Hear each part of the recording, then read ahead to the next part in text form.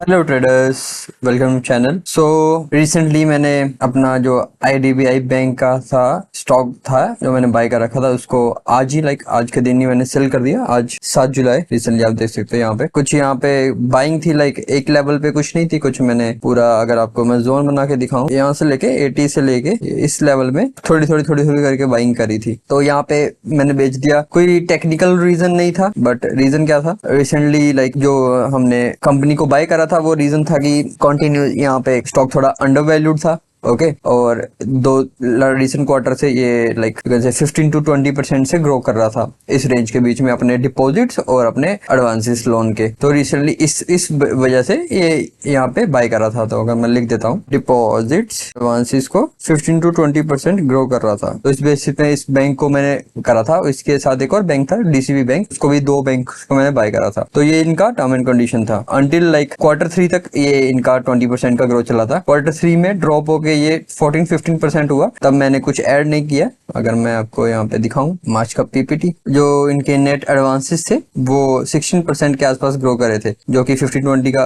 With in range थे। थोड़ा last time से थोड़े कम हुए थे 20% से ये लास्ट क्वार्टर में, ये Q4 है, बट फिर भी अच्छा था। नीचे अगर यहाँ पे दिखेगा आपको जीएनपीए भी थोड़ा रिडक्शन हुआ था, सब कुछ हुआ था, और एनपीए भी इनका रिडक्शन हुआ था। इनका डिपॉजिट थोड़ा फेल हुआ था, 9% से हुआ था, बट एडवांसेस 16% से, तो मेरा होल्ड था। बट रिसेंटली इनका बिजनेस अपडेट आया है और उनमें अगर आप इनको देखोगे, इन्होंने सेबी में दिया है, अनरिलेटेड है, बट यहाँ पे अगर आप देखोगे डिपॉजिट 7%, एडवांसेस 9%। तो ये काफी ज्यादा ड्रॉप था इनकी डिपॉजिट्स और एडवांसेस पे। जिस बेसिस पे मैंने लिया था वो बेसिस यहाँ पे खराब हो गया, तो मैंने इसको टोटली पिछली बार में मैंने थोड़ा सा कट डाउन करा था, लगभग आप 10-15% अपनी पोजीशंस को कट डाउन करा था। कुछ लेवल चल रहा था यहाँ पे, यू कैन से 90-95 यहाँ पे कब रिजल्ट आया था, हाँ यहाँ इसके आसपास। उससे बाद अच्छा रनअप दिया, बट आज अगर मैंने सारा कट डाउन कर दिया तो कुछ लगभग आप देख सकते हो कुछ 35-40% रिटर्न थे, जिसको मैंने पूरा 100% बुक कर लिया, क्योंकि यहाँ पे काफी मार्जिनली इनका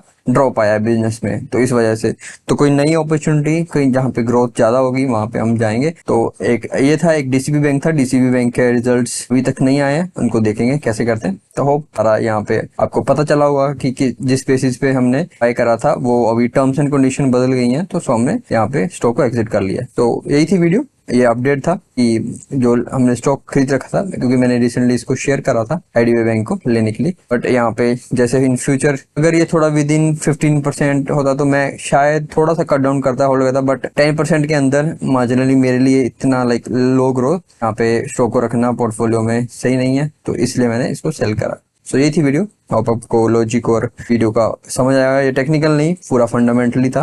बाय बाय, टेक केयर।